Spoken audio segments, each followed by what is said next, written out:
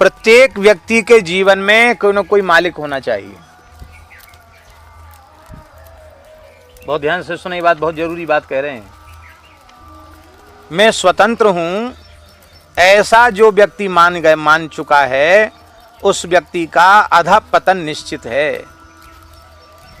जीवन के अंतिम श्वास तक ये बात पक्की बनी रहनी चाहिए कि हम स्वतंत्र नहीं हैं, हमसे बड़े हमारे ऊपर बैठे हैं। हमें जो कुछ करना है उनसे पूछ के करना है, उनकी आज्ञा से करना है, उनकी प्रसन्नता को ध्यान में रख करके करना है। ठाकुर, ठाकुर माने नियंत्रक, अनुशासक, मालिक।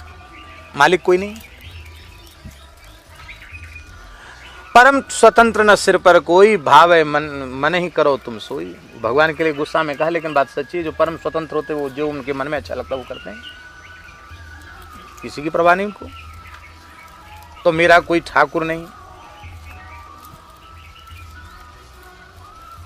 और दूसरी बात, ठाव सो क्या करें महाराज, आपको ठीक से भज सकूं ऐसा कोई ठाव भी तो नहीं है, जगह भी तो नहीं है।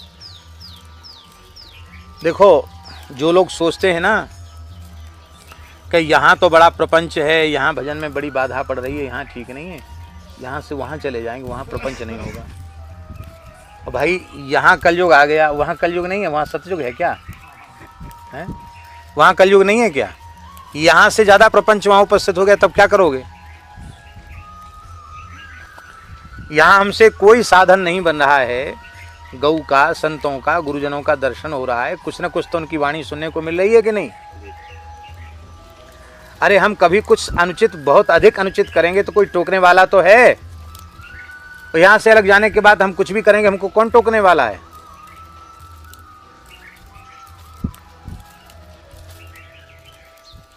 इसलिए साधन यदि करना है तो बार बार स्थान परिवर्तन नहीं करना चाहिए। स्थान बदलेगा तो साधन नहीं बनेगा। हमारे खाकचौक वाले महाराज जी साधु साई भाषा में कहते थे, वो कहते थे साधु साई भाषा में, महाराज जी कहते थे, हट इधर का उधर डोलता है, ऐसे बोलते थे वो, इधर का उधर डोलता है। साधु नहीं पूछते हैं, साधु के चूतर पूछते हैं। वो कहते थे साधु नहीं पूछता है, साधु के चूतर पूछते हैं। चूतर पूछने का मतलब क्या है? हाँ, जहां बैठ गया वहां पूजने लग गया।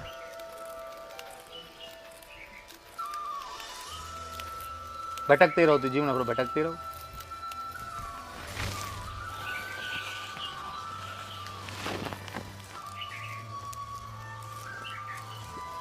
अपने हाथ पांव तोड़ के, हाथ पांव तोड़ने का मतलब है अपने भीतर की वृत्ति समाप्त करके, अनुकूल से अनुकूल, प्रतिकूल से प्रतिकूल कहीं भी हो, एक जगह जहां पड़ गए वहां पड़े रहो। पड़ जाओ, एक तरफा पड़ जाओ, बस वहीं काम बन जाएगा।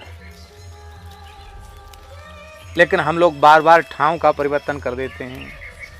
कर्म भी हमारे अच्छे, तुलसीदास जी की स्थिति नहीं, हम लोगों की स्थिति है। कर्म भी अच्छे नहीं है, स्वभाव भी अच्छा नहीं है। काल को दोष तो हम अपने को दोष तो देते नहीं, काल को समय को दोष तो देने के पहले से अभ्यास है। क्या करें, समय बहुत खराब है। ठाकुर ना अपने ऊपर किसी का स्वामित्व भी नहीं मानते हैं, किसी का अनुशासन भी नहीं मानते।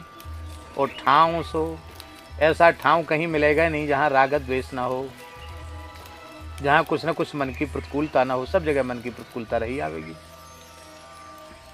सुधन ना, बोले हम बड़े बड़े अच्छे यज्ञ कर लेंगे, बड़े अनुष्ठान कर लेंगे, अच्छे काम करा देंगे, तो बोले अच्छा धन ही नहीं मिलेगा। जो मेहनत मजदूरी करके खूब परिश्रम पूर्वक जो धन, कोई बात, जो मेहनत मजदूरी करके बड़े परिश्रम पूर्वक जो धन अर्जित करते हैं, वो बेचारे धन देंगे तो कितना धन देंगे बोलो? वो तो शेर दो शेर नाच भले ही सामने धर दें, रुपया तो उनके घर में है ही कहाँ, रुपया कहाँ से देंगे? और जो गड्डी की गड्डी रुपया देने वाले हैं, उन्होंने वो गड्डियां कैसे कमाई हैं ये तो वही जाने। तो जिस धन से तुम परमार्थ करके कल्याण करना चाहते हो, परमार्थ के लिए इकट्ठा किया गया धन भी शुद्ध नहीं है। जब धन ही शुद्ध नहीं है तो उस धन से होने वाले यज्ञादिक कैसे शुद्ध होंगे?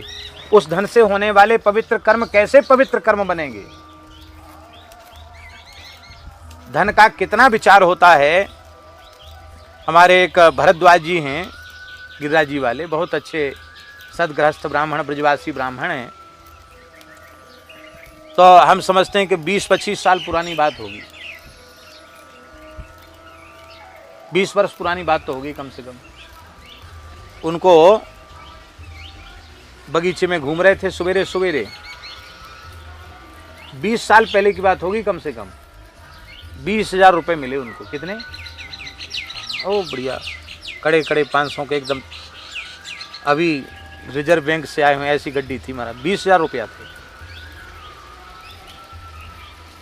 तो उन्होंने उठा लिए, उठा करके उन्होंने पूछा लोगों से कि भाई किसी का कुछ गिरा है? ऐसे तो बताओगे कि इतना पैसा है तो कोई भी कह देगा हमारा है।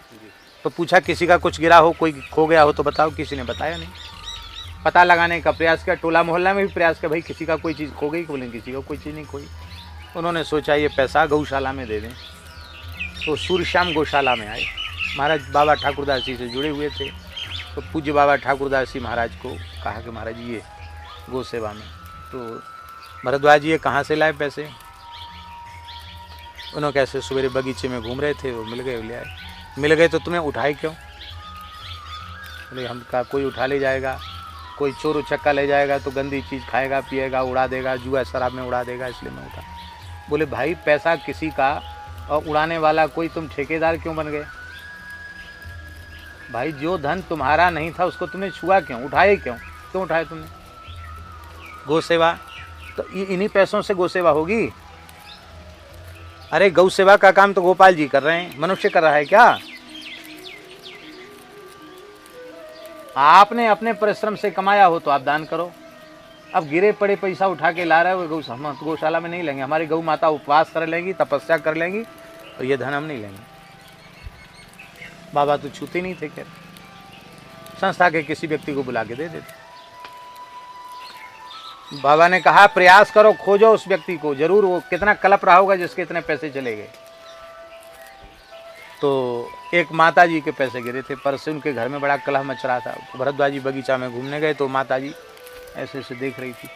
क्या हुआ भाई? माता जी क्या बात है? बोले मेरा एक पर्स गिर गया, उसमें इतने पैसे थे, कितने कितने नोट थे, सब बता दी। बोले ये तो मेरे पास है, लो मैं तो पूछ रहा था किसने दिया नहीं। दोनों पैसा दे दिया। ये भी बताया साथ में कि हम वहाँ ले गए थे, वहाँ से संत ने वापस कर दिया। तो वो घर ले गई, घर में की कलह शांति तो दूर हो गई। और उसके बाद उनके घर वालों ने कुछ और पैसा दिया, फिर वो गौ सेवा में आए। सुधन अच्छा धन नहीं है, सुतन कलयुगी शरीर हैं। ऐसे शरीर भी नहीं कि हम तपस्या कर सकें, साधना कर सकें, साधन के योग्य शरीर नहीं है। रोगी हो गए शरीर, कलयुग है हमारा। कब कौन सी बीमारी लग जाए कोई ठिकाना नहीं, कोई पता ही नहीं।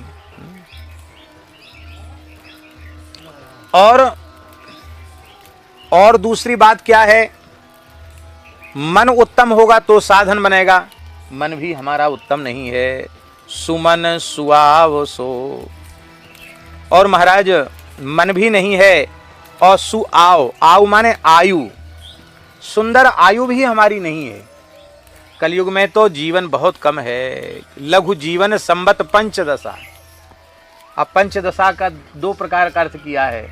किसी ने पंचदशा का अर्थ किया है 50, 10 पना 50, और किसी विद्वान ने अर्थ किया है पंचदशा। पंच माने 5, 10 माने 10, 10 और 5।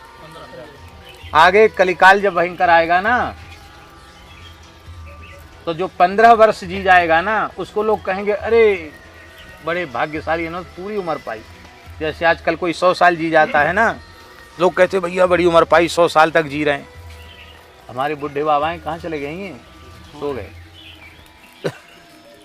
तो बुढ़े बाबा हम समझते हैं कि लगभग 95 वर्ष से ऊपर उम्र होगी उनकी, लेकिन खूब टन्न हैं, स्वस्थ हैं। और 12 बजे रात को स्नान ध्यान करके भजन में बैठ जाते, सवेरे तक भजन में एक आसन से बैठे रहते हैं। और जैसे नेक छोटा सा बच्चा खेले ऐसे खेलते रहते हैं।